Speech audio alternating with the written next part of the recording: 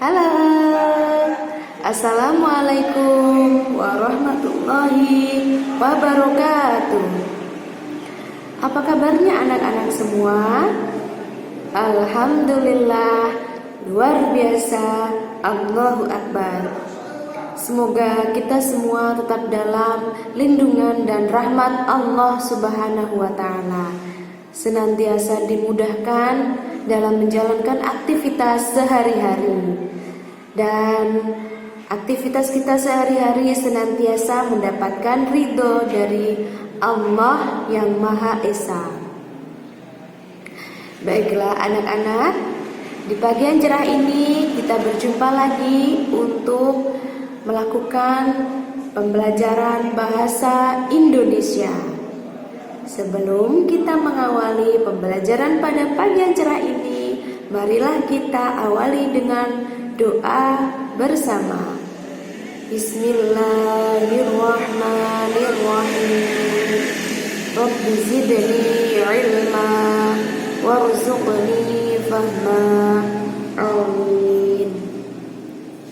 Nah, anak-anak, di sini kita akan belajar tentang identifikasi struktur teks cerita sejarah. Siapa di sini di antara kalian yang sudah pernah membaca tentang teks cerita sejarah? Teks cerita sejarah bisa kita temukan melalui novel sejarah.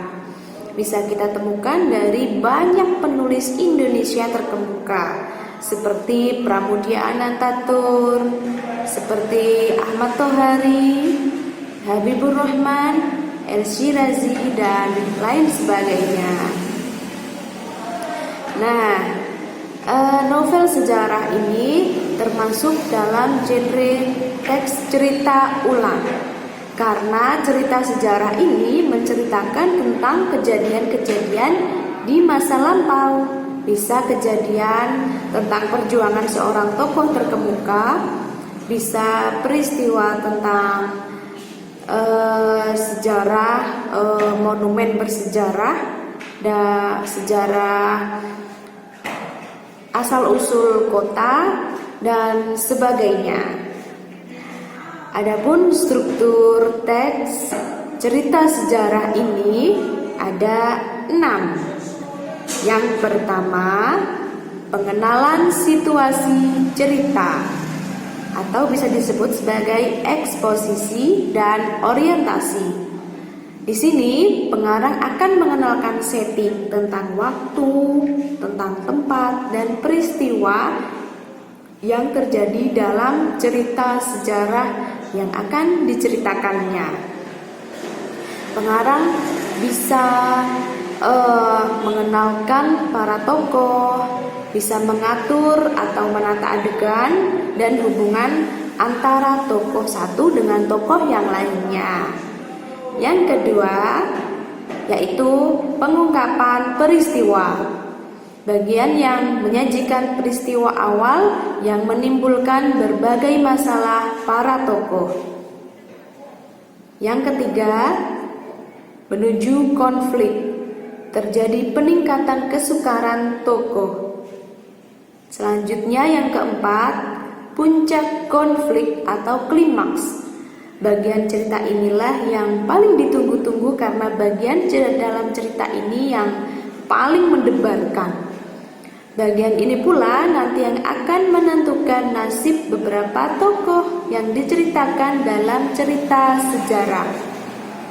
Yang kelima, penyelesaian atau resolusi.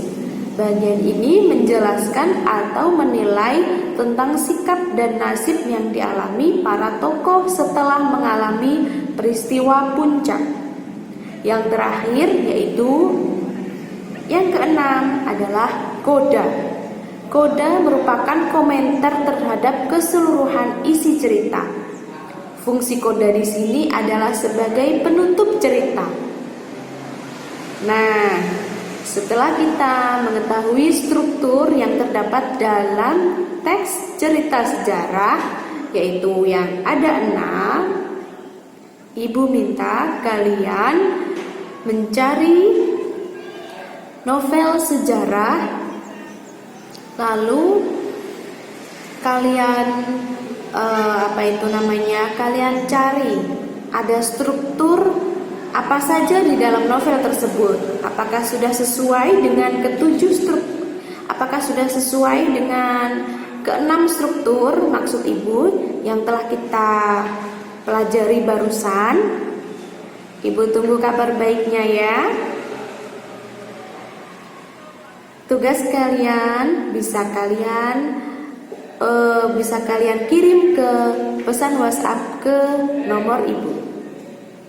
Untuk bisa memudahkan dalam memahami pelajaran pada pagi hari ini, kalian bisa menyimak PPT yang nanti akan Ibu tayangkan setelah pertemuan kita dalam jaringan pada pagi hari ini. Baiklah anak-anak, tetap di rumah saja ya. Mari kita saling menjaga satu dengan yang lainnya. Wassalamualaikum warahmatullahi wabarakatuh. Selamat beraktivitas.